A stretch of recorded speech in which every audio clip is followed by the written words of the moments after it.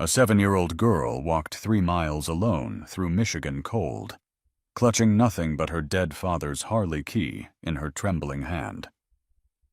When she pushed open the door of the Hells Angels clubhouse, a rough cinder-block building where leather-clad giants smelled like motor oil and danger, and told them in a breaking voice that she needed to sell her daddy's motorcycle to buy medicine for her dying mother, every conversation in that room stopped. The club president's face changed the moment he heard her plea. What he promised next made hardened bikers with skull tattoos stare down at their boots so no one would see their eyes go bright. And before the sun set that day, 300 roaring engines filled her broken-down street like rolling thunder.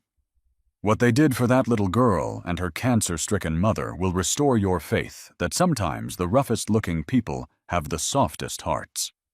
If you believe no child should have to sell their father's memory just to keep their mother alive, stay with this story. Hit that subscribe button to ride with the Valiant Bikers family. We bring you real stories of brotherhood, unexpected heroes, and the kind of justice that roars on 2 wheels. And drop a comment below. Where are you watching from? Small town or big city? Living room couch, TV or phone in your hand at midnight? We want to know. Now, let's go back to the moment Lily started walking. The sun hadn't fully risen yet, but Lily was already walking. Her breath came out in small clouds of white vapor, disappearing into the frozen air like little ghosts. 7 years old, 42 pounds, 3 miles from home.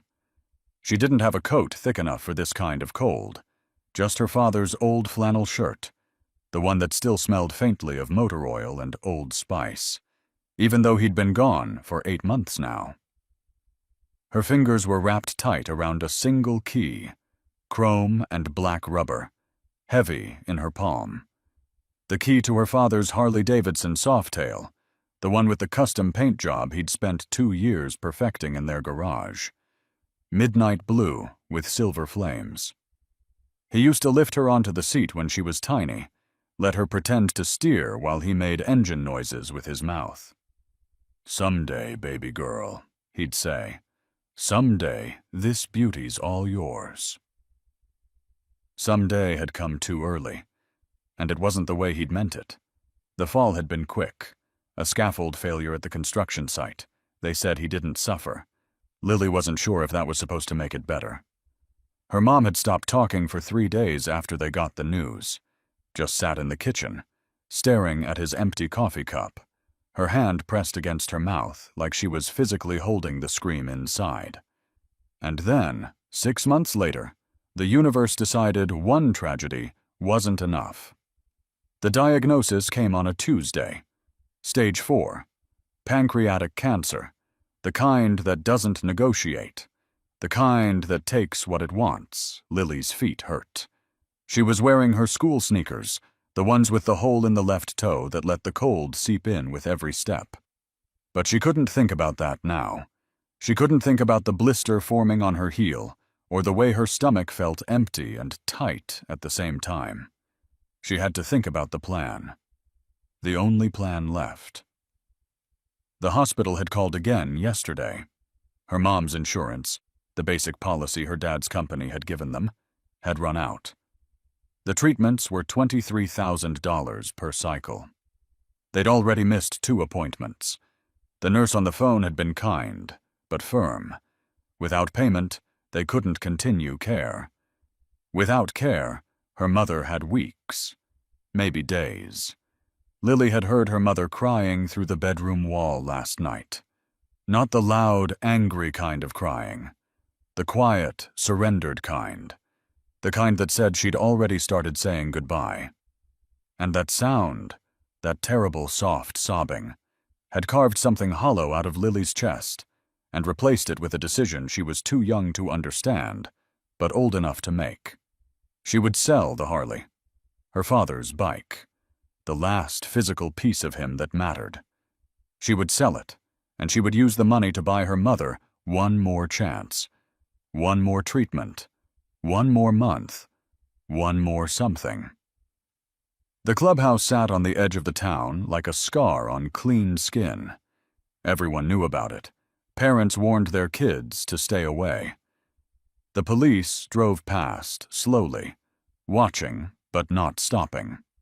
It was a place where rough men gathered, where engines roared at all hours, where the smell of leather and cigarette smoke hung permanent in the air. It was also the only place Lily knew where people understood motorcycles, where someone might actually pay real money for a vintage Harley. She'd heard her dad talk about these men before, not with fear, but with a strange kind of respect. "They're not what you think," he'd told her once, watching a pack of them ride past.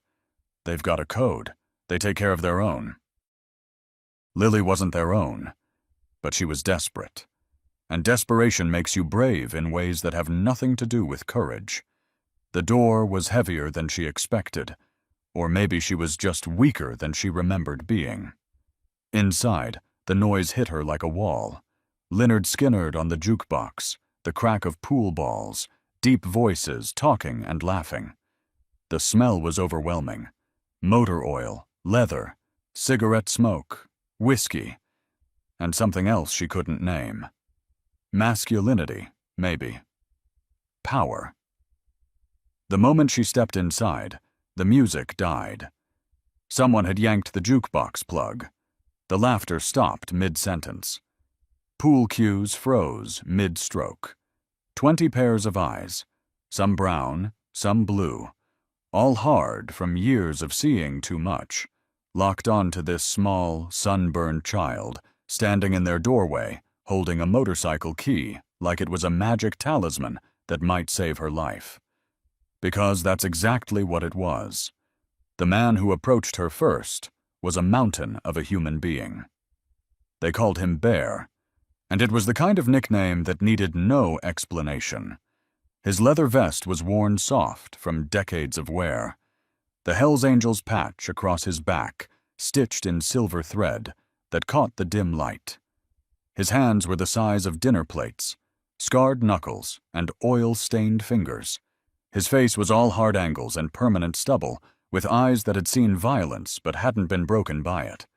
He didn't crouch down to her level, didn't soften his voice or put on a fake smile.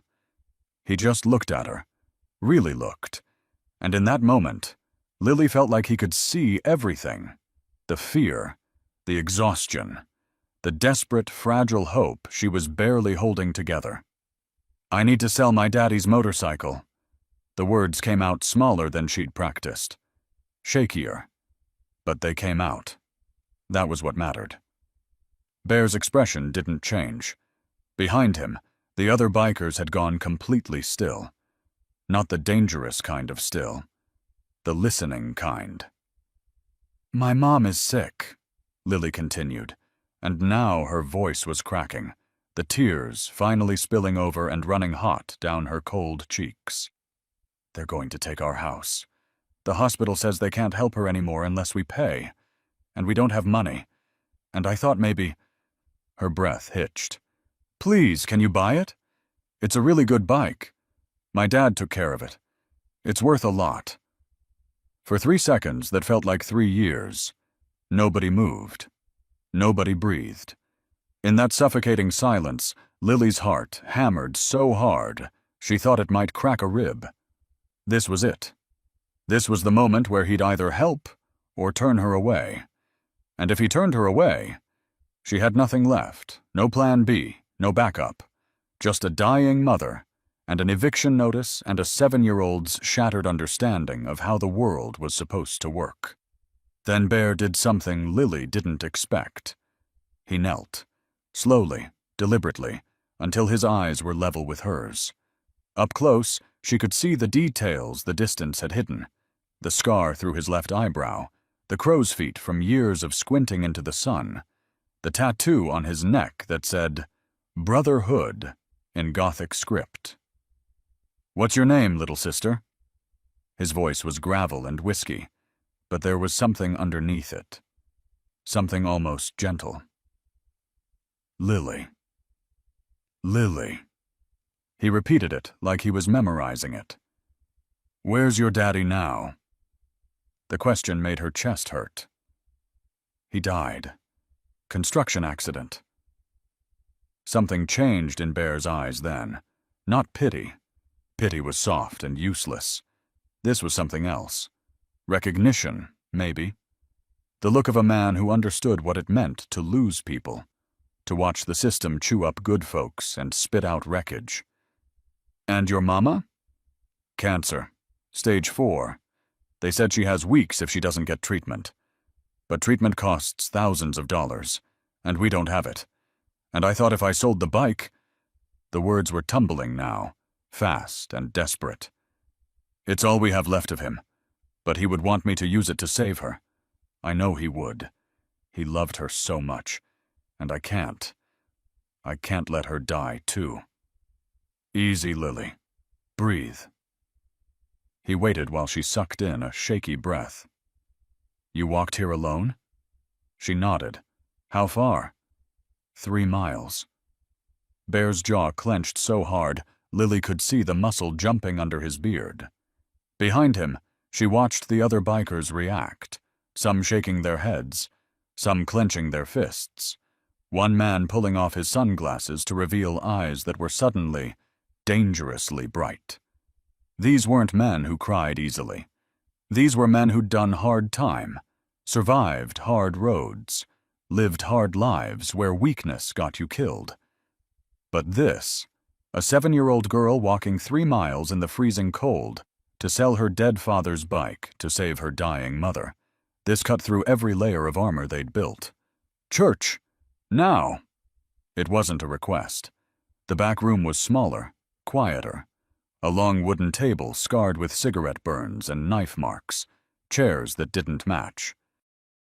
A Hells Angels flag hanging on the wall, the Death's Head logo staring down, with empty sockets. Lily sat in a chair that was too big for her feet dangling 6 inches off the ground, clutching a mug of hot chocolate someone had pressed into her hands. It was the first warm thing she'd felt all day. Bear took the head of the table. His brothers arranged themselves around him. 12 men total. They all had the same look. Leather vests with patches that told stories in symbols and stitching, arms covered in ink, faces that had been weathered by wind and sun and bad decisions that somehow led to better ones. Lily, Bear said, his voice carrying the weight of command but lacking any trace of threat. I need you to tell me everything. Your mom's name, where you live, what kind of cancer, what the hospital said, what bills you got. Don't leave anything out. So she told them. Every terrible detail she'd been carrying alone. Her mother's name was Sarah, 31 years old. Pancreatic cancer, stage 4, metastasized to her liver. The oncologist had been honest in that brutal medical way. Without aggressive treatment, she had 3 to 6 weeks.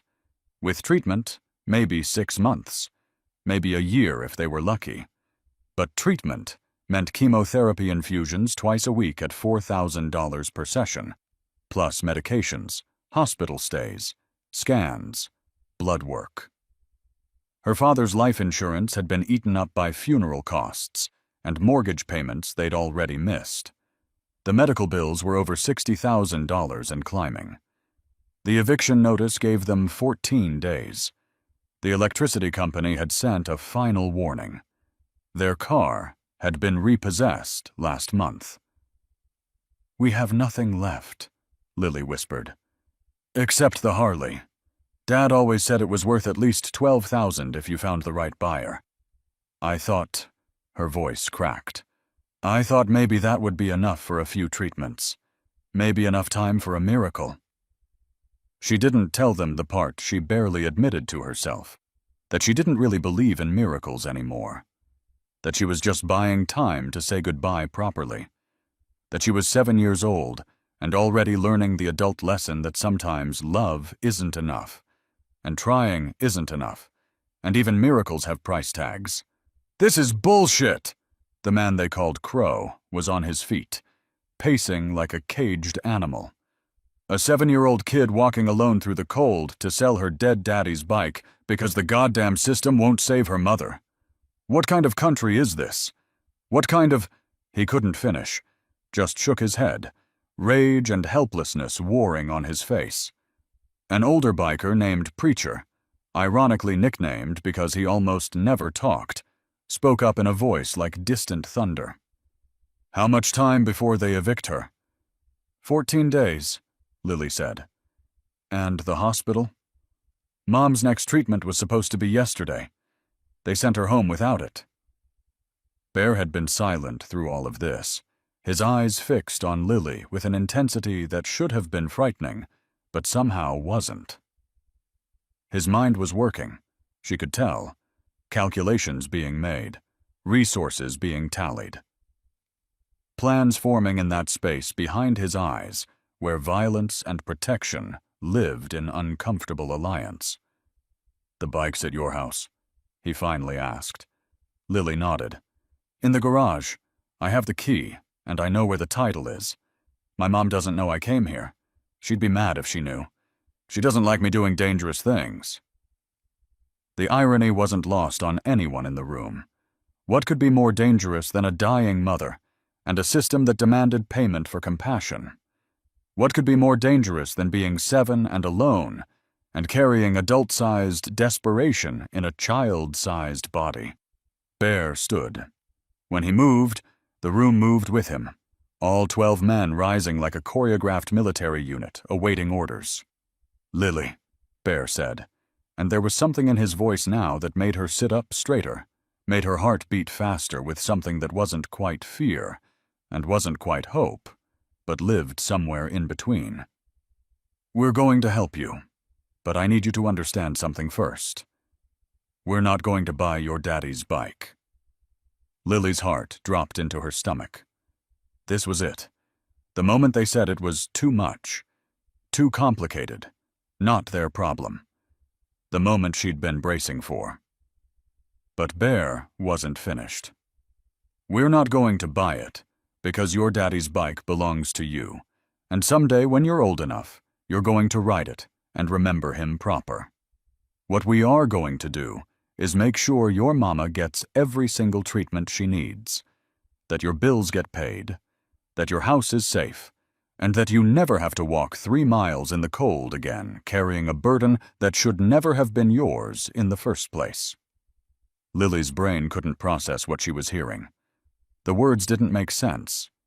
People didn't just do this. Strangers didn't save you. The world didn't work this way. She'd learned that lesson when her father fell, when her mother got sick, when the hospital turned them away. The lesson was clear. You're on your own, and love doesn't pay bills, and nobody's coming to save you. Except here were 12 men in leather and denim, covered in scars and tattoos, and the kind of rough history that made mothers pull their children closer when they walked past. And they were telling her that the lesson was wrong, that sometimes someone does come, that family isn't just blood, it's who shows up when everyone else walks away. "Why?" The word came out as a broken whisper. "You don't even know me." "We know you now," Bear said simply, "and that's enough." He stood, turned to his brothers. When he spoke, his voice carried the tone of a general issuing battle orders. This wasn't a request or a suggestion. This was a promise being forged in real time. And everyone in that room knew that when Bear made a promise, heaven and hell both got out of the way. "Crow, you're on bills. I want every medical debt, every utility company, every creditor that's been hounding this family. I want names, numbers, and totals by tonight. Preacher, you handle the hospital. Find out who we need to talk to about getting Sarah into immediate treatment. I don't care what it costs. Tank." He nodded at a massive man with a shaved head and a scar across his cheek. "You're on housing. That eviction notice disappears. Pay the landlord, buy the building. I don't care. Make it gone." The orders kept coming, each biker receiving a specific mission. Someone to coordinate transportation, someone to set up meal deliveries, someone to research the best oncologists in the state. This wasn't charity. This was a military operation, executed with the same precision and brotherhood that had kept this club running for 40 years. And you, little sister, are going to let us take you home so your mama doesn't worry herself sicker. You did your part. You were brave enough to ask for help. Now let us do ours. Lily felt something break open inside her chest. Not breaking bad, breaking open like a dam that had been holding back a flood. The tears came hard and fast, racking sobs that shook her whole small body. She didn't cry pretty. She cried like a child who'd been holding the world together with shoestrings and prayers, and someone had finally said it was okay to let go. Bear picked her up without asking permission, settled her against his chest like she was precious cargo.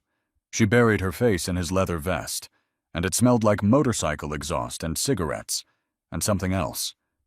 Safety, maybe. The kind of safety she hadn't felt since her father died. "One more thing, Lily," Bear said as they walked toward the door, his brothers falling into formation behind them. "Your daddy was right about us. We do have a code, and part of that code is this. Nobody messes with our people. Your mama is our people now. You're our people. And anybody who has a problem with that." He paused, and his voice dropped to something dark and absolute. "They have a problem with 200 Hell's Angels." Outside, the sun had finally burned through the cloud cover, painting the frost-covered motorcycles in shades of gold. The engines were still cold, but they wouldn't be for long. Bear carried Lily toward his bike, a massive black and chrome machine with ape-hanger handlebars, and a seat worn soft from 10,000 miles of road. But he didn't put her on the bike yet. Instead, he set her down gently and knelt one more time, his massive hands on her thin shoulders, his eyes locked on hers with the kind of intensity that made promises permanent. "Listen to me, Lily. I need you to believe what I'm about to say. Your mama is going to be okay. Maybe not perfect, maybe not cured, but she's going to have every fighting chance we can give her. Your house is going to be safe. Your bills are going to be paid. And that Harley? That beautiful bike your daddy built with his own hands? It stays exactly where it is until you're old enough to ride it. And when that day comes, we're going to be there to teach you how." Lily nodded, unable to speak. Bear pulled her into a hug that was awkward and fierce and probably too tight. But she didn't care. She wrapped her skinny arms around his neck and held on like he was the only solid thing left in a world that had turned to quicksand. When he finally released her, Bear stood and turned to his brothers. He didn't need to say anything. They all knew. This wasn't just about one sick woman and one desperate kid. This was about every time the system had failed people they loved. Every time money mattered more than mercy. Every time the powerful crushed the powerless and called it business as usual. Not today. Not this time. Not on their watch. "Brothers," Bear's voice carried across the parking lot like a war drum. "We ride." Maybe you've never walked 3 miles in the cold, carrying a burden too heavy for your shoulders. Maybe you've never had to choose between your father's memory and your mother's life. But if you've ever felt like the system failed you, if you've ever been told that love doesn't pay bills and compassion doesn't cover debt, then you know what Lily felt standing in that parking lot. You know that moment when strangers become the family blood never gave you. And if you're watching this, thinking, "I wish someone had shown up for me like that," listen close. There are still people like Bear in this world. Still brothers and sisters in leather who live by a code the rest of us forgot. Stay with us to see what they did next. The ride to Lily's house wasn't long, 8 miles through residential streets that got progressively smaller and more broken down as they went. But it wasn't a quiet journey. Word had spread through the Hells Angels network like wildfire through dry grass. A little girl, dead father, Dying mother. System failure. The kind of story that made old bikers remember why they'd joined the club in the first place, back when they were young and angry, and still believed they could make a difference. Bear's phone had been buzzing non-stop since they left the clubhouse. Text messages flooding in from chapters across Michigan, from Detroit, from Grand Rapids, from Traverse City, from brothers who'd heard third hand about a 7-year-old walking 3 miles in the cold to sell her inheritance, and who wanted to know one thing. What do you need? Bear needed everything, and his brothers were going to deliver. Lily sat in front of Bear on his bike, his massive arms caging her in safely, her small hands gripping the handlebars even though she wasn't steering. Behind them, 12 motorcycles rode in tight formation: Crow, Preacher, Tank, and 9 others whose road names carried stories of their own. The sound of their engines wasn't loud. It was apocalyptic. A rolling thunder that made windows rattle and dogs bark, and people come out onto their porches to watch this armored cavalry pass through their neighborhood. They weren't trying to be subtle. Subtlety wasn't the point. The point was presence. The point was power. The point was sending a message to anyone who might be thinking about evicting a dying woman or denying medical care to someone who couldn't pay. You're not dealing with a helpless family anymore. You're dealing with us. Lily's house was a small ranch-style home with peeling yellow paint and a yard that had gone to weeds. The grass was brown and overgrown. One shutter hung crooked. The mailbox leaned at a drunken angle. But there were still flower pots on the porch, empty now, but someone had cared enough to plant them once. Someone had tried to make this place a home. Bear killed his engine. Behind him, 11 other engines fell silent in synchronized precision. The sudden quiet was almost louder than the roar had been. "That's my house," Lily whispered. And there was shame in her voice. Shame that these men with their powerful bikes and their confident presence were seeing how small her world had become. How broken. "It's a good house," Bear said firmly, and he meant it. 4 walls, a roof, a place where a father had loved his daughter and a mother was fighting to stay alive. That made it sacred.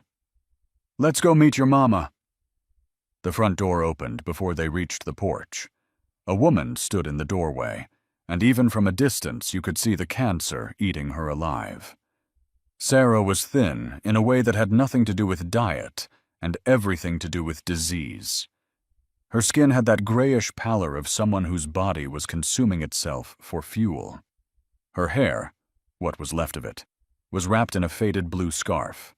She wore sweatpants and an oversized shirt that hung on her like a tent, but her eyes were sharp, alert, afraid and fierce in equal measure. "Lily!" Her voice cracked with relief and anger and a mother's particular brand of terror. "Where have you been? I woke up and you were gone. I've been calling and calling." Then she saw the bikers.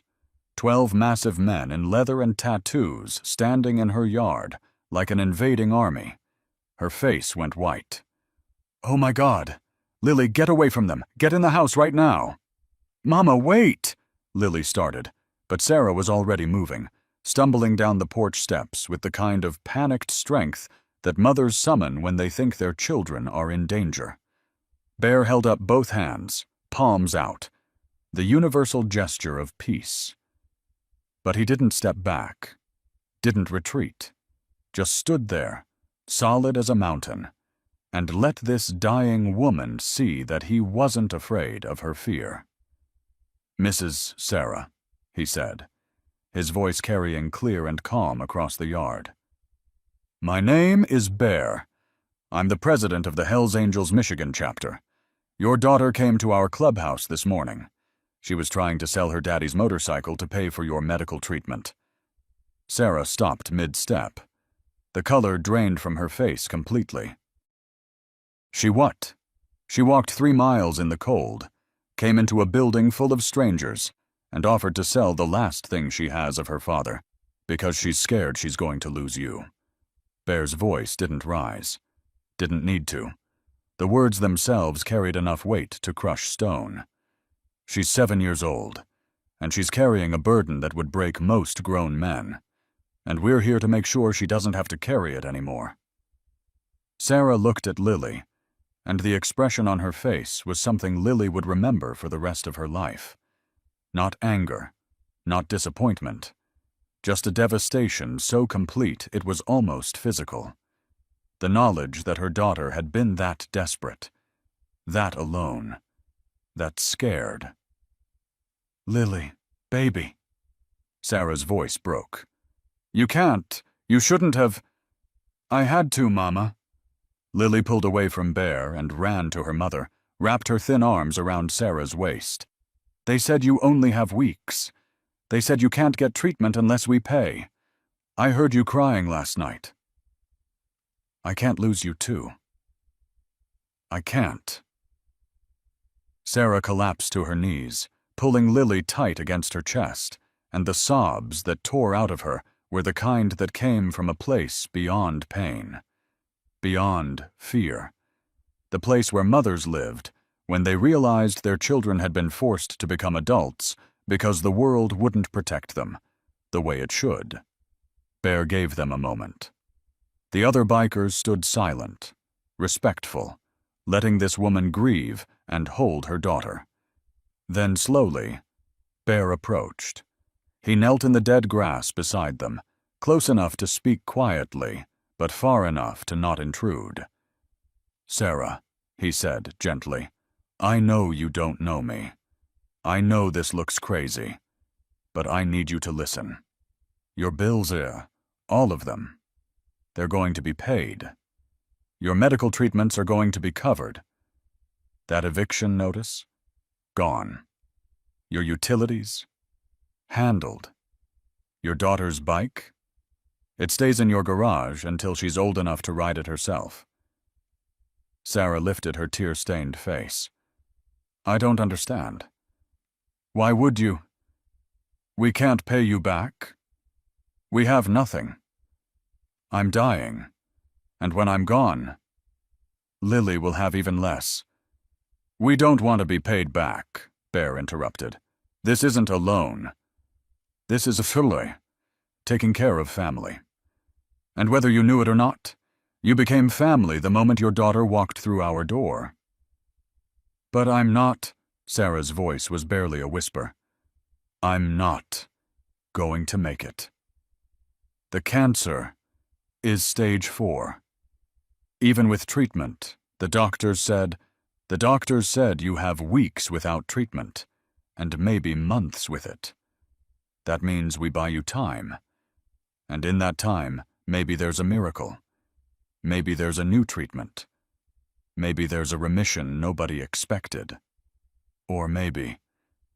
Bear's voice gentled even further. "Maybe we just make sure that whatever time you have left, you spend it with your daughter, instead of drowning in debt and fear. Maybe we make sure that when Lily remembers you, she remembers a mama who was loved and cared for, not one who died alone because the system failed her." Sarah stared at him, and Lily watched her mother's face cycle through disbelief, hope, fear, and finally something that looked almost like surrender. The good kind. The kind that said maybe it was okay to stop fighting alone. "I don't know what to say," Sarah whispered. "You don't have to say anything," Bear replied. "Just let us help." Behind them, one of the bikers, a man named Tank with a shaved head and shoulders like a linebacker, spoke up. "Sarah, my old lady had breast cancer 5 years ago, stage 3. They said she had maybe a year. She beat it. She's been in remission for 4 years now. I'm not saying your story will be the same, but I am saying that giving up before the fight is over isn't the way." Another biker, younger, with red hair and a scar across his jaw, stepped forward. "My sister had leukemia when she was 12. Lymphoblastic. The treatments damn near killed her, but she survived. She's 26 now. got 2 kids. Sometimes the odds are just odds. They're not guarantees. One by one, the bikers shared their stories. Mothers who'd survived, sisters who'd fought, brothers who'd lost. They weren't offering false hope. They were offering solidarity, the knowledge that this woman wasn't the first to face this monster, and she wouldn't have to face it alone. Sarah was crying again, but different this time. Not the hopeless, surrendered tears from before. These were the tears of someone who'd been drowning and suddenly felt solid ground under their feet. "Thank you," she finally managed. "I don't know how to thank you enough." "You thank us by fighting," Bear said. "You thank us by taking every treatment, trying every option, squeezing every second out of this life that you can. You owe that to your daughter. And you owe it to yourself." Sarah nodded, unable to speak. Bear stood, turned to his crew. "Preacher, Tank, you're with me. We're going to the hospital right now. I want Sarah checked in today. I don't care if we have to buy out their entire billing department.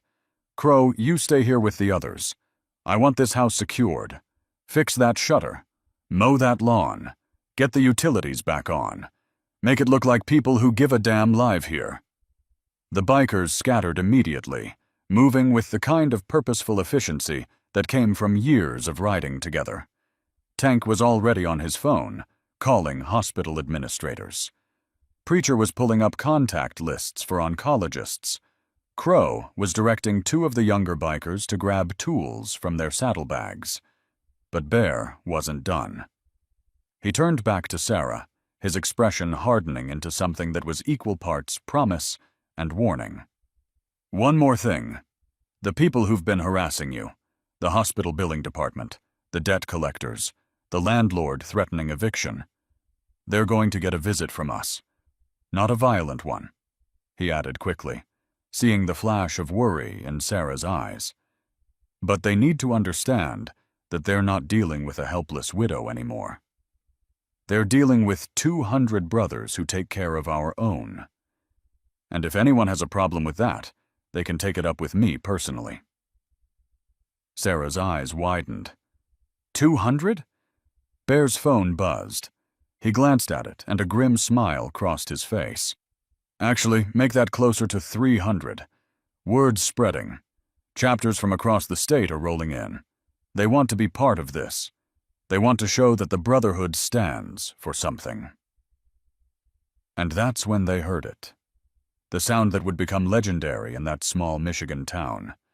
The sound that would be talked about in bars and diners and church basements for years to come. The rumble started distant, like thunder on the horizon. But it grew, and grew, and grew. Not just louder. Bigger. Deeper. A sound that vibrated in your chest and rattled your bones, and made the ground itself seem unsteady. Lily grabbed her mother's hand. "What is that?" Bear's smile widened. "That, little sister, is 287 motorcycles. That's every Hell's Angel in Michigan who could drop what they were doing and ride. They're coming here, to your house, to make sure that everyone in this town, everyone in this whole damn state, knows that you're under our protection now." Sarah stood slowly, holding Lily close, and watched as the first wave of motorcycles appeared at the end of the street. Then another wave, and another. They kept coming, an endless procession of chrome and steel and leather, rolling thunder that turned the quiet residential street into something out of an epic movie. The neighbors came out of their houses. People stood on porches with their mouths open. Cars pulled over to the side of the road. Children pointed and stared. And still the bikes kept coming, filling the street, the yards, the driveways, until there was nothing but a sea of Harleys and the men who rode them. Nearly 300 bikers, all wearing their colors, all standing in silent solidarity, all here because a 7-year-old girl had been brave enough to ask for help. and because sometimes the roughest men have the softest hearts. Bear raised his hand, and 300 engines cut out simultaneously. The sudden silence was deafening. Then Bear's voice, amplified somehow by the sheer authority he commanded. "Brothers, sisters, we are here today because the system failed this family, because a good man died, and his widow got sick, and his daughter had to carry a burden no child should ever carry.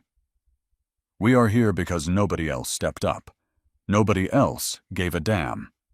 So we're going to give a damn. We're going to show this family what brotherhood means.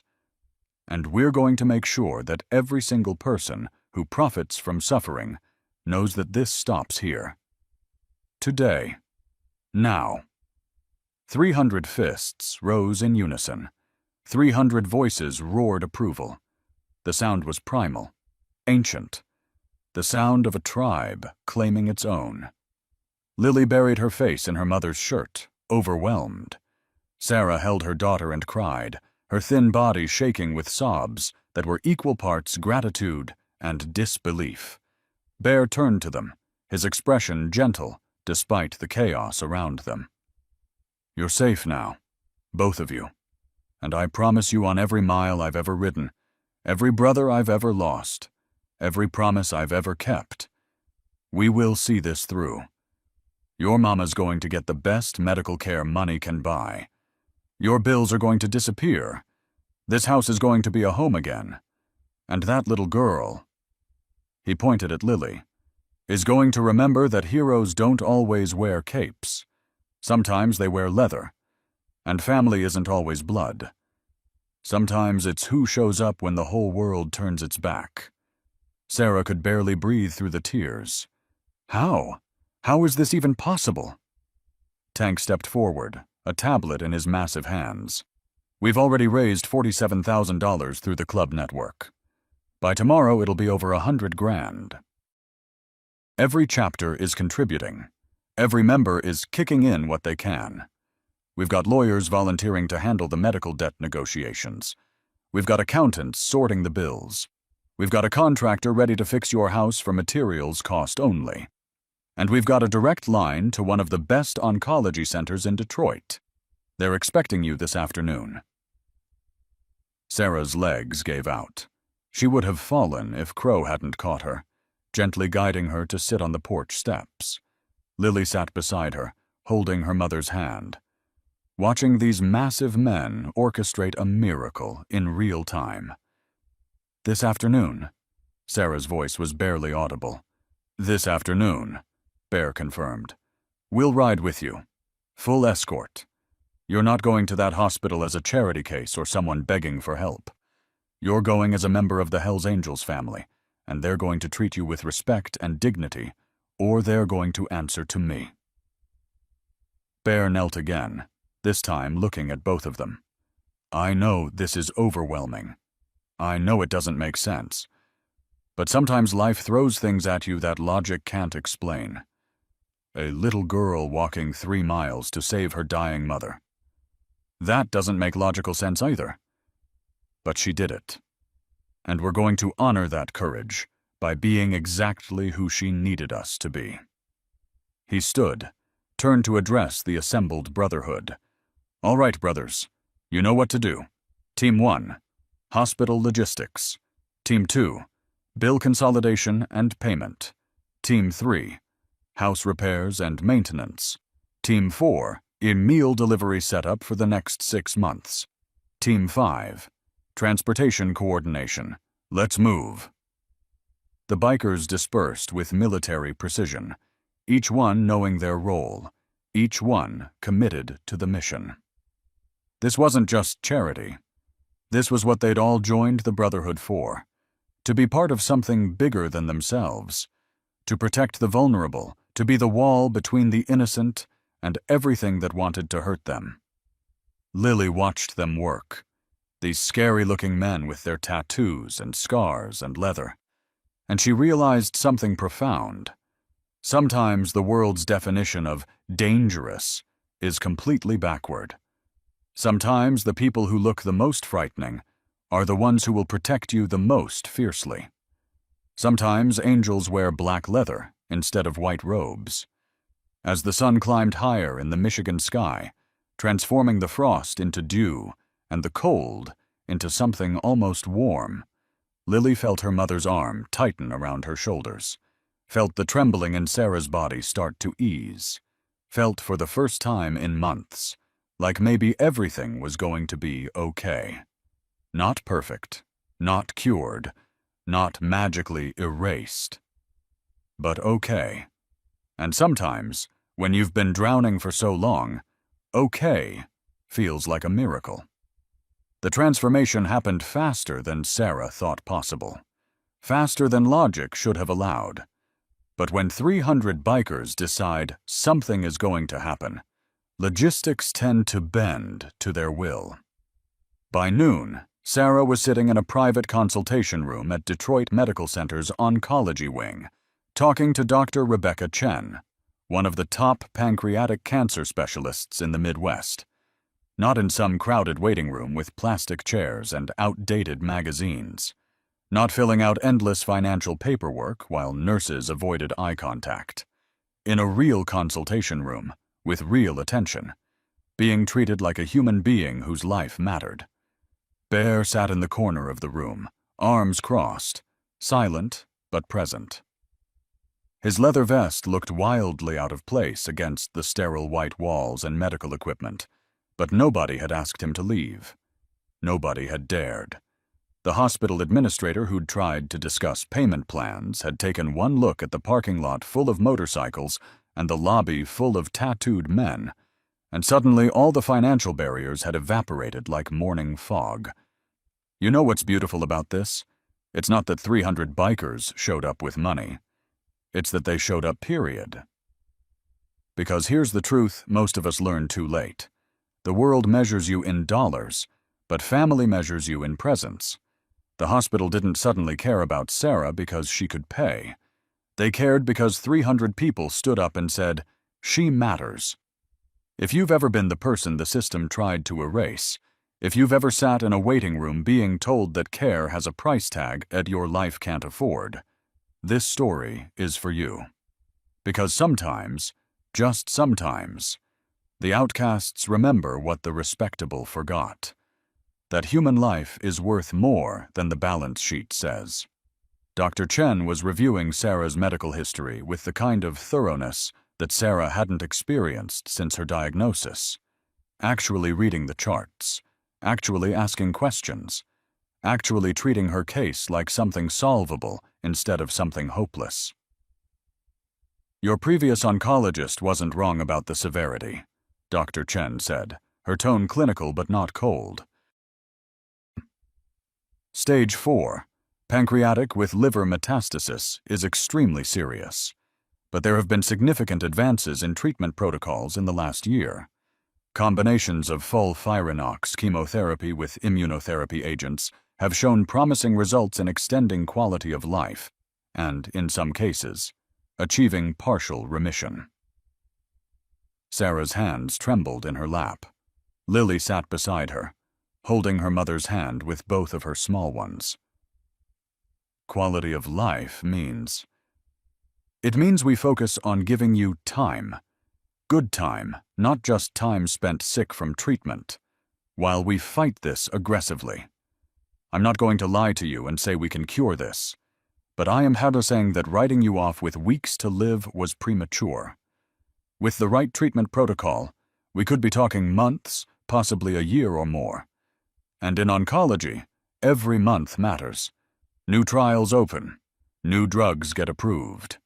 We buy you time, and time buys you chances.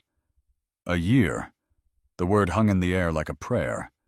3 months ago, a year had seemed like nothing. Barely enough time to watch Lily finish 2nd grade. Not enough to see her 8th birthday. But now a year felt like an entire lifetime. Christmas, summer, Lily's birthday, maybe even the next school year. Time enough for memories. Time enough for goodbyes that weren't rushed and terrified. Time enough to live. When can we start?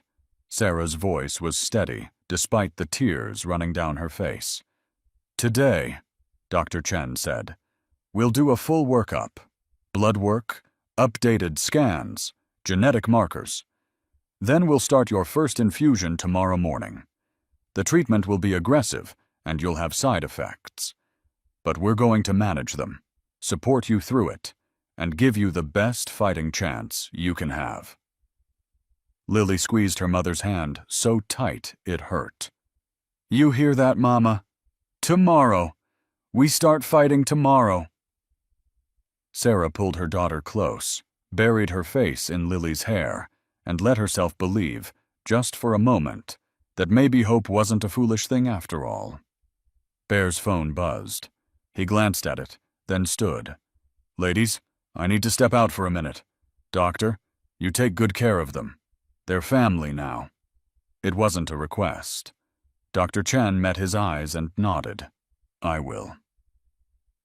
Outside the consultation room, the hospital corridor was lined with bikers, not causing trouble, not being loud, just present, a human wall of leather and muscle that said, "These people matter. They're not alone. And if you have a problem with that, take it up with us." Bear walked past his brothers, giving subtle nods of acknowledgement, and stepped outside into the parking lot, where Crow was waiting with an update. "Bills are handled," Crow said, consulting his phone. "We've got 53,000 raised so far. Hospital's been paid for the first 3 months of treatment up front. The eviction notice has been legally voided. Tank found out the landlord had violated housing code in 6 different ways. So our lawyer made a few calls, and suddenly they're very eager to let Sarah stay rent-free while they fix the violations. Electric company has been paid through the end of the year. Water, too. We've got meal deliveries set up through a local restaurant that's donating half the cost. And the house..." He grinned. "You need to see what the boys did to the house." Bear allowed himself a rare smile. "Show me the photos." Crow pulled up his phone, swiped through a dozen images. The house that had looked abandoned and broken that morning was transformed. The lawn was mowed, edged, and already showed signs of fresh seed being spread. The shutters were repaired and painted. The mailbox stood straight. The flower pots on the porch had been filled with hardy mums in autumn colors. The peeling paint had been touched up. Even the cracked driveway had been patched. But it was the garage that made Bear's throat tighten. Someone had cleaned it, organized it, and in the center, gleaming under fresh LED shop lights, sat Lily's father's Harley. The midnight blue paint with silver flames had been polished until it shone like new. The chrome sparkled. The leather seat had been conditioned, and leaning against the wall beside it was a hand-painted sign that read, "Reserved for Lily, future rider." "Who did that?" Bear asked, his voice rougher than usual. "Preacher," Crow said quietly. "Used to do custom paintwork before he joined the club. Said every little girl should know her daddy's legacy is waiting for her." Bear nodded, not trusting himself to speak. This was what Brotherhood meant. Not just the big gestures, the money, the medical care, the legal intervention, but the small ones too. The thoughtfulness. The understanding that a 7-year-old needed to know that her father's memory was safe. That his bike would be there when she was ready. "We're doing good work today," Bear finally said. "Best kind of work," Crow agreed. Inside the hospital, Sarah's testing was underway. Blood draws, imaging scans, consultations with nurses about her current symptoms and medication history. Lily stayed close the whole time, holding her mother's hand during the needle sticks, sitting quietly during the long scan sessions, being braver than any 7-year-old should have to be. But she wasn't alone. Every time she looked up, there was a biker nearby. Tank brought her a hot chocolate from the cafeteria. A woman biker named Raven, tall, blonde, with intricate rose tattoos covering her arms, sat with Lily during one of Sarah's longer scans and told her stories about riding across the country, describing mountains and deserts and ocean highways in ways that made Lily forget, just for a little while, where she was and why. "You ever been on a motorcycle?" Raven asked. Lily shook her head. "My dad was going to teach me when I got bigger. He always said motorcycles were freedom machines." "Your dad was right," Raven said. "Best kind of machine. When you're old enough, we'll teach you. Bear's already said so.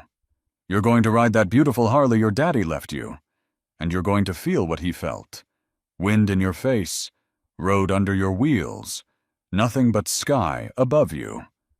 Freedom." Lily's eyes shone. "You really think I'll get to?" "I know you will," Raven said. "Your daddy's bike is waiting for you. We made sure of it." When Sarah emerged from her final scan, exhausted but upright, she found Lily curled up next to Raven, both of them looking at photos on Raven's phone. Pictures of motorcycle rallies, cross-country rides, sunsets viewed from desert highways. "She's a natural," Raven said to Sarah. "Got the curiosity for it. The respect. Your husband raised her right." Sarah's smile was tired but genuine. "He would have loved seeing her on that bike someday." "He will," Raven said firmly.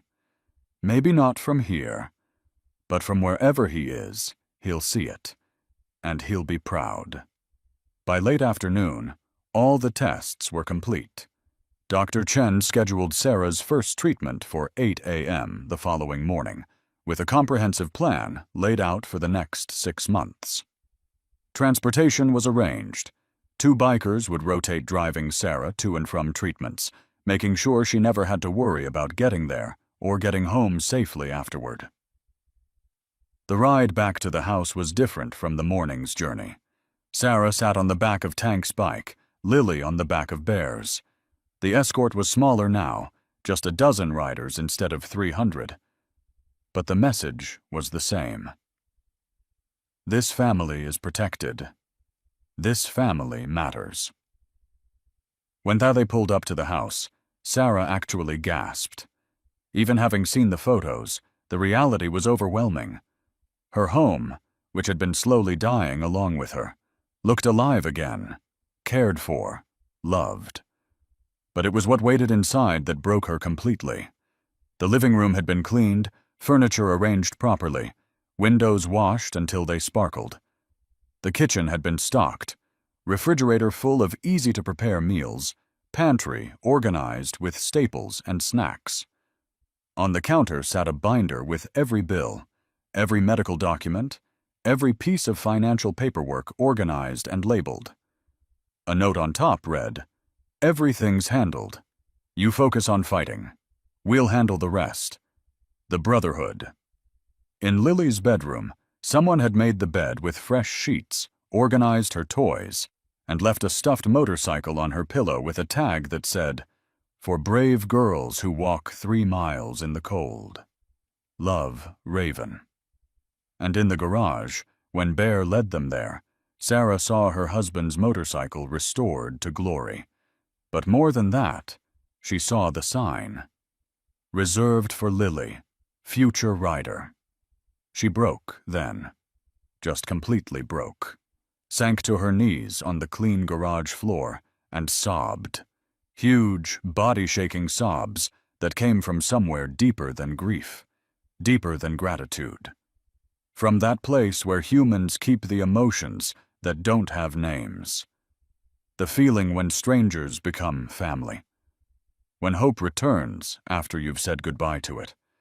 When the world shows you that sometimes, just sometimes, the good guys win. Bear knelt beside her, didn't try to stop the crying, didn't offer empty platitudes, just put one massive hand on her shoulder and let her cry herself out, while Lily hugged her from the other side. When Sarah could finally breathe again, she looked up at Bear with red, swollen eyes. "Why? I still don't understand why you're doing all this." Bear was quiet for a moment, his eyes distant. Then, 23 years ago, my little sister got sick. Leukemia. She was 9. My parents couldn't afford the treatment. We lost our house, lost everything, and nobody helped. Nobody gave a damn. She died 6 months later in a county hospital bed, and I stood there watching, knowing that if we'd just had money, she might have lived. He paused, his jaw tight. I can't change what happened to my sister. Can't go back and save her. But I can make damn sure that when a little girl walks 3 miles in the cold to save her dying mother, somebody shows up. Somebody helps. Somebody gives a damn. That's why. Sarah reached out, took his scarred hand in both of hers. I'm so sorry about your sister. Me too, Bear said.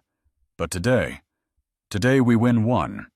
Today your daughter doesn't grow up watching her mother die because the system decided she wasn't worth saving.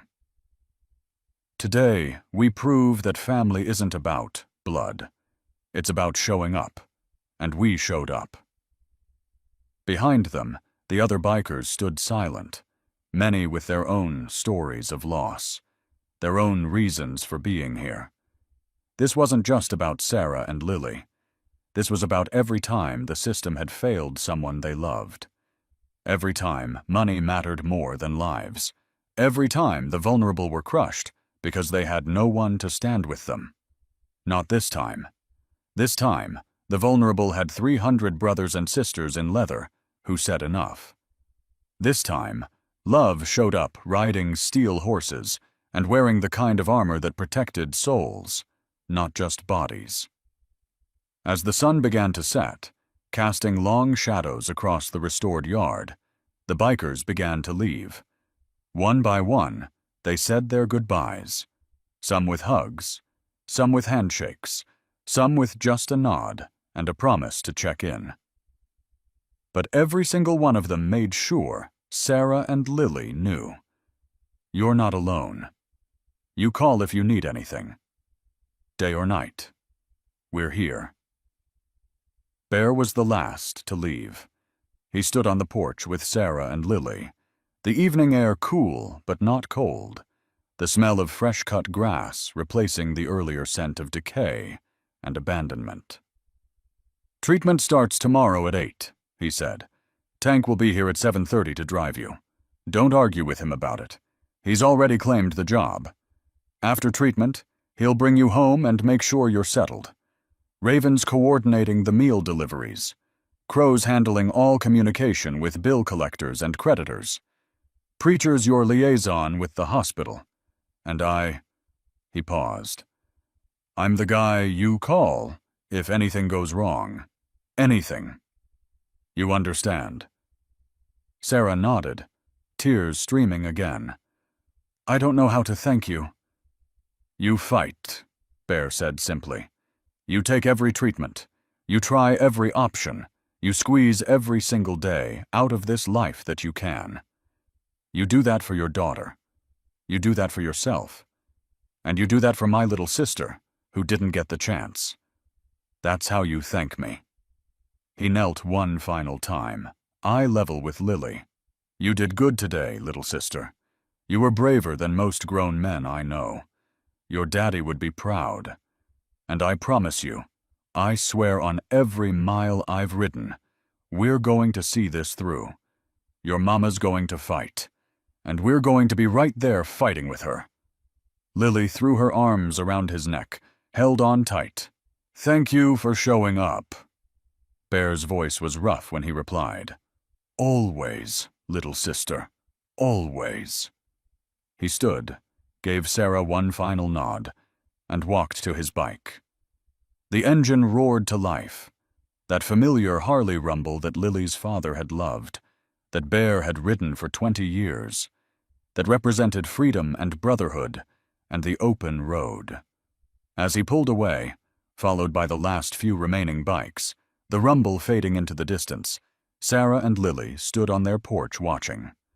The same porch where, just that morning, everything had seemed hopeless, where a dying mother and desperate daughter had faced extinction. But now the bills were paid. The house was secure. Treatment started tomorrow. The bike was safe.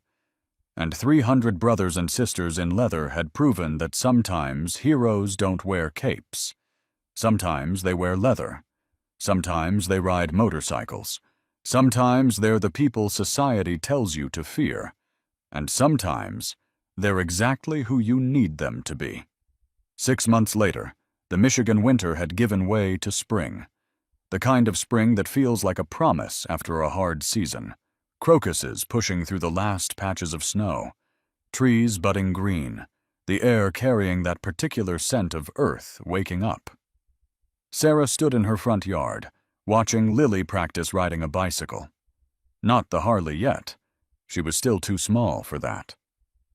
But the training wheels had come off last week, and Lily was wobbling down the sidewalk with the kind of fierce determination that had carried her 3 miles through the cold to save her mother's life. Sarah's hair had grown back in soft curls after the second round of chemo. She was still thin, still tired, still carrying cancer in her body that the scans showed was stable, but not gone. But she was here, alive, watching her daughter ride a bike on a spring morning. 6 months ago, she hadn't believed she'd see this day. The doctors were cautiously optimistic. The aggressive treatment protocol had worked better than expected. The tumors had shrunk. The liver metastasis had stabilized. Dr. Chen used words like responding well and extended timeline and quality of life. Not cure, not remission, but time. Precious, beautiful time. A familiar rumble echoed down the street. Sarah smiled before she even turned around. She'd learned to recognize that sound, the particular thunder of Bear's Harley, distinct from all the others, even though they all looked similar to her untrained eye. Bear pulled up to the curb, killed the engine, swung his massive frame off the bike with the practiced ease of someone who'd been riding for decades. He was wearing his usual leather vest, the Hells Angels patch worn soft from years of weather and road. But today, he carried a package under one arm. "Morning, Sarah," he called out. "How you feeling?" "Tired," she admitted. "But good tired. Treatment tired, not dying tired. There's a difference." "There is," Bear agreed. He'd learned the distinction over the past 6 months, watching Sarah fight through the brutal cycles of chemotherapy and recovery. Some days were hard. Some days were terrible. But she'd fought through every single one, and she was still here. Lily abandoned her bike and ran over, launching herself at Bear with the kind of trust that only children who've been saved can have. He caught her easily, lifted her up like she weighed nothing. "Uncle Bear! Did you see me? I rode all the way to the end of the block without falling." "I saw," Bear said, setting her down gently. "Your old man would be proud. You've got his balance." The title, Uncle Bear, had stuck somewhere around month 3. None of the bikers had asked for it or encouraged it. Lily had just started calling them that. Uncle Bear, Uncle Tank, Uncle Crow, Aunt Raven. And it fit, because that's what they were now. Family. The kind you choose. The kind that shows up. Bear handed the package to Sarah. "This came for you. From the club." Sarah opened it carefully. Inside was a leather vest, cut like the ones the bikers wore but sized for her. On the back, instead of the Death's Head logo, was a phoenix rising from flames. Underneath it, in careful silver stitching, Hells Angels, honorary member, Sarah. She stared at it, unable to speak. "You fought like one of us," Bear said quietly. "Faced down something that would break most people. And you didn't quit. Didn't surrender. That makes you family. Official family. The club voted unanimously." Sarah's hands trembled as she held the vest. "I don't know what to say." "You don't have to say anything. Just know that you're not alone. You're never going to be alone again." Lily was jumping up and down. "Does this mean Mama can ride motorcycles with you?" Bear laughed, a sound that Sarah had learned meant he was genuinely happy. "Maybe someday, when she's feeling stronger. For now she rides in the cage." He gestured to Tank's truck pulling up behind him, "where it's safe and warm." The months had developed a rhythm. Every treatment day, Tank or one of the other bikers would drive Sarah to the hospital. They'd wait through the infusions, bring her coffee and magazines, sit with her during the long hours when the chemicals dripped into her veins and tried to kill the cancer faster than they killed her. Then they'd drive her home, make sure she was settled, check on Lily, and quietly disappear until the next time they were needed. The bills had stayed paid.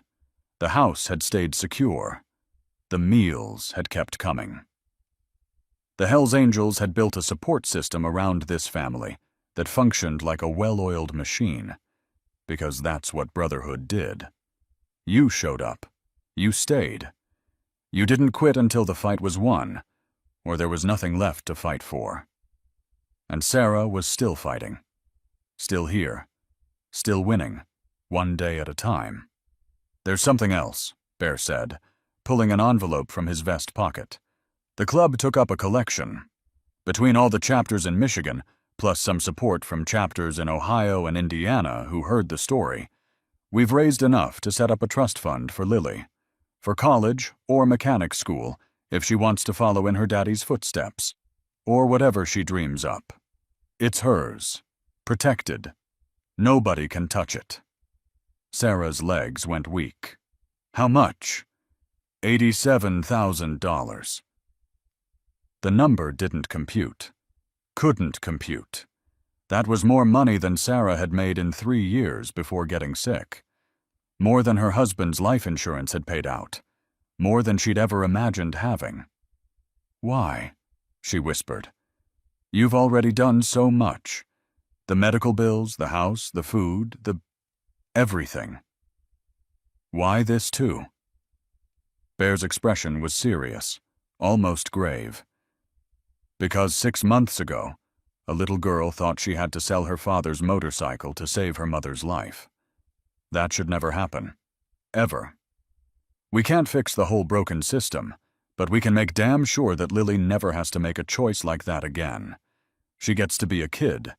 She gets to go to school and have dreams and plan a future. That's what this money represents. Freedom from fear." Sarah sank down onto the porch steps, the vest still clutched in her hands, tears streaming down her face. Not sad tears. Not even happy tears exactly. Something deeper. The tears of someone who'd been shown a kindness so profound, it redefined what she thought humans were capable of. Lily sat beside her mother, leaning against her shoulder. "Don't cry, Mama. These are the good guys. They always make things better." And that was the truth of it, wasn't it? The world had taught Sarah that rough men with tattoos and leather were dangerous, that you crossed the street to avoid them, that you protected your children from them. But when the system had failed her, when the hospitals had turned her away, when the bills had piled up, and the eviction notice had arrived, and death had started measuring her in weeks instead of years, it wasn't the respectable people who'd shown up. It wasn't the neighbors or the church or the government agencies designed to help the vulnerable. It was the bikers, the outlaws, the men and women that society told her to fear. They were the ones who'd answered a desperate child's plea, who'd paid bills without asking for credit, who'd sat through chemo sessions and fixed broken houses and organized meal trains and set up trust funds, who'd shown up and stayed and fought alongside her when everyone else had walked away. Heroes don't always wear capes. Sometimes they wear leather and ride motorcycles and have faces that would scare you in a dark alley. Sometimes the people society tells you to fear are the ones who'll save your life. Bear helped Sarah to her feet, steadied her when she wobbled slightly, still weak from this week's treatment. "You good?" "I'm good," she said, and she meant it. Not perfect, not cured, but good, alive, fighting, loved. "The club's having a ride next weekend," Bear said. "Spring rally. You should come. Bring Lily. We'll put her in a sidecar so she can feel what it's like. Start getting her ready for when she's old enough to ride her daddy's bike." Lily's eyes went wide with excitement.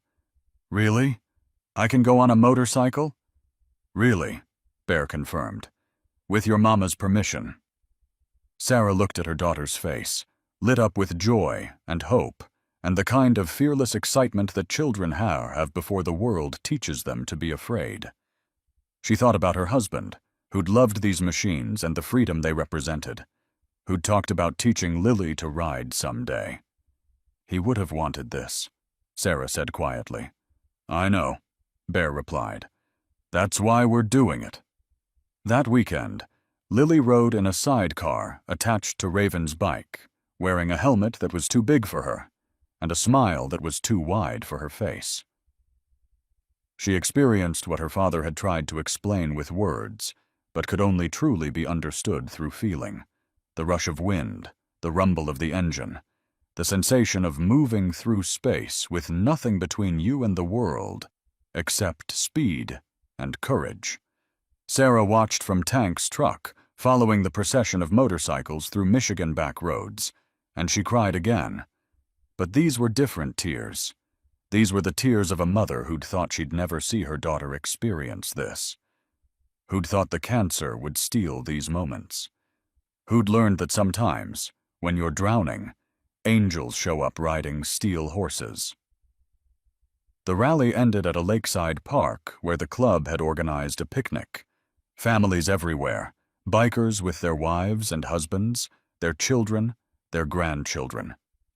People who looked scary from a distance, but who were passing potato salad and helping kids on the swings and laughing at terrible jokes. Bear found Sarah sitting on a picnic table, watching Lily play tag with a group of biker kids who'd adopted her into their pack without hesitation. "You know what I realized?" Sarah said without looking at him. "For months, I've been thanking you, saying I don't know how to repay you, but that's the wrong way to think about it." "How so?" "Because you didn't do this for repayment. You did it because it's who you are.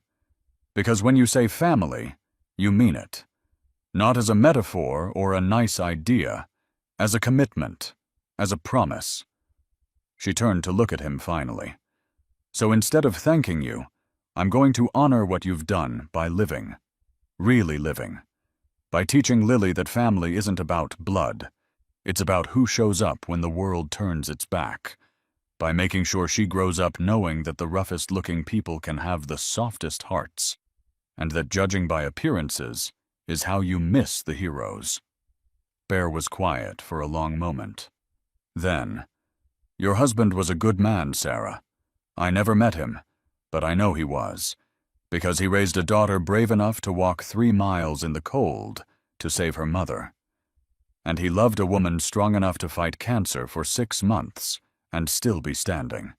That kind of goodness doesn't happen by accident." "He would have liked you," Sarah said. "All of you. He always said bikers understood something that regular people forgot. That freedom means nothing if you're not free to protect the people you love. That strength is only worth having if you use it to stand between the vulnerable and everything that wants to hurt them." "Smart man," Bear said. "He was." Sarah paused. "I wish he was here to see this, to see Lily so happy, to see me still fighting, to know that when I couldn't do it alone, an army showed up."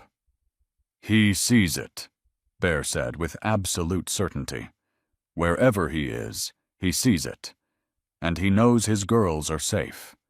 That's all any father really wants." As the sun began to set over the lake, painting the sky in shades of orange and pink and purple, the bikers gathered for their traditional end-of-rally ceremony. They formed a circle, hundreds of them, and one by one they raised their fists in silent salute.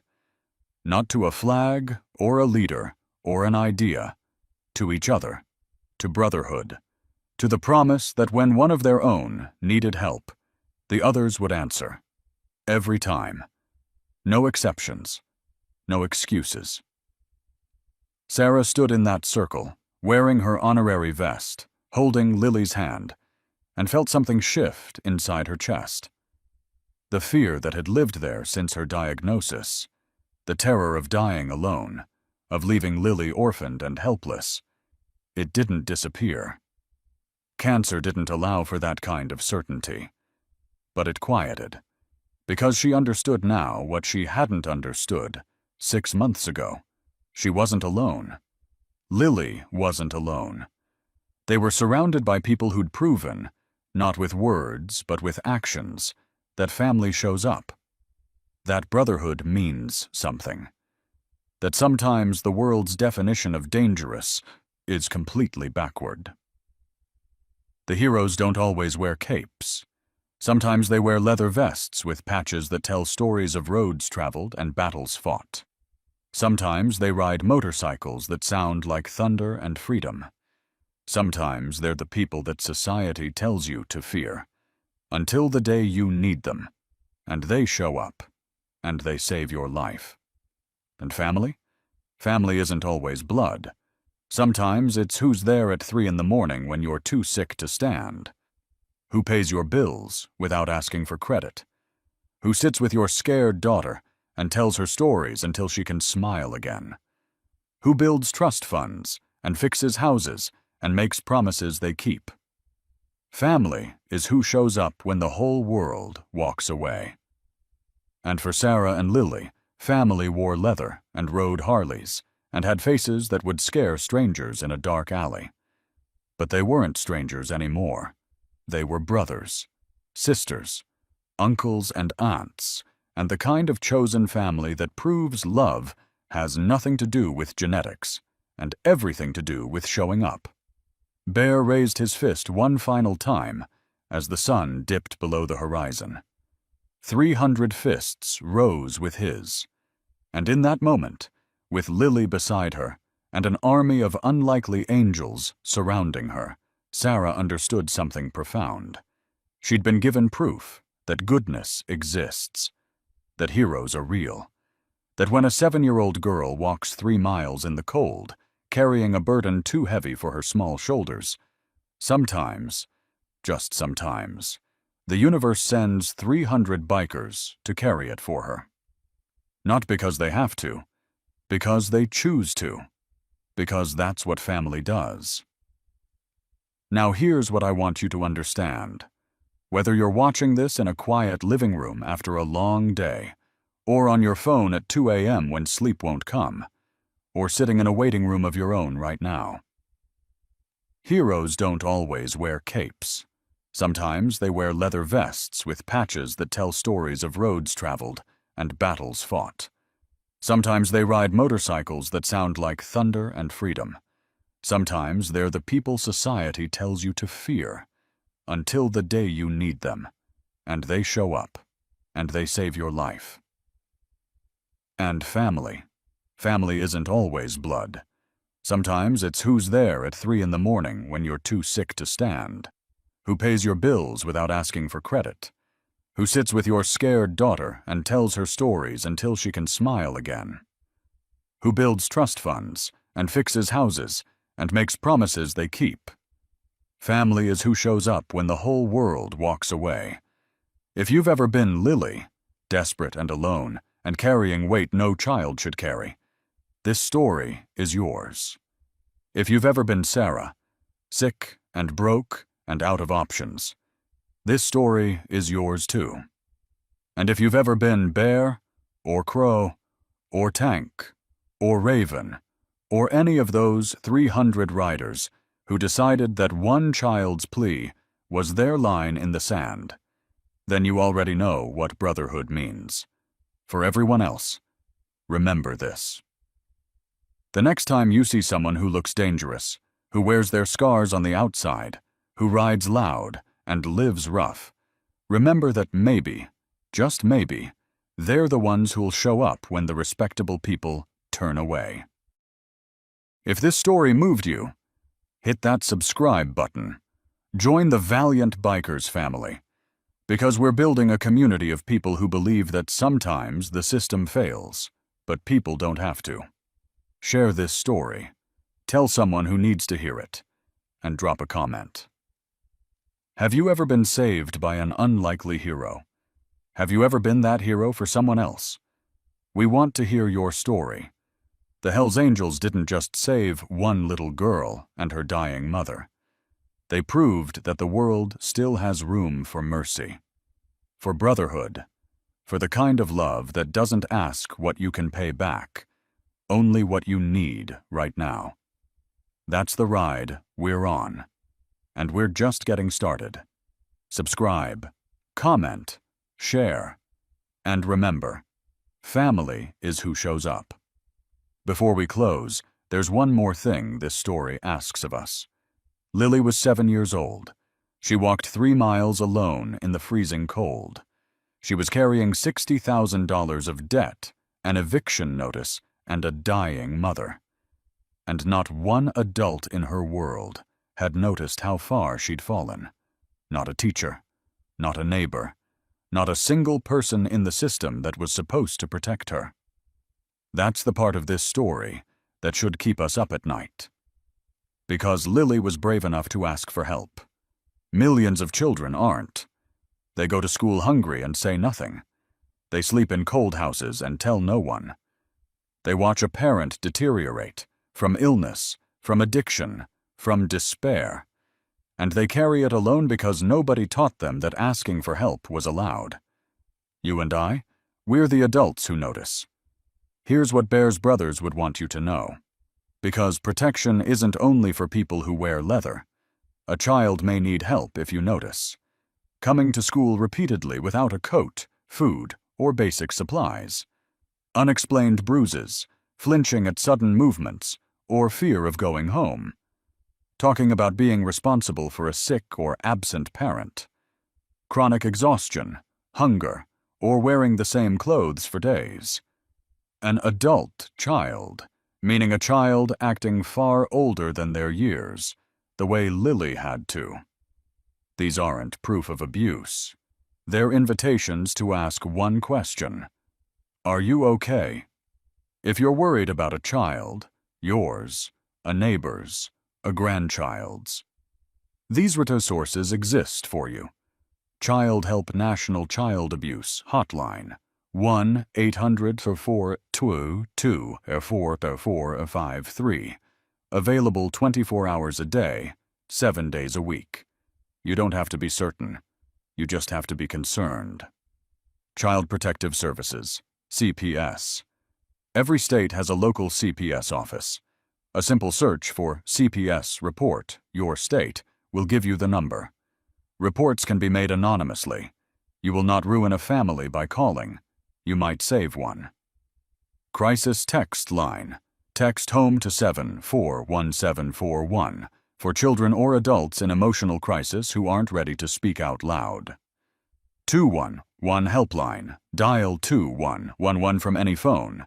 Connects families to local emergency food, housing, medical assistance, and financial aid. Free. Confidential. Available in all 50 states. If Sarah had known about 211 earlier, she might never have been in that position at all. If one adult in Lily's life had noticed sooner, that little girl might never have had to walk those 3 miles alone. The bikers showed up after the crisis. We can show up before it. That's the ride worth being on.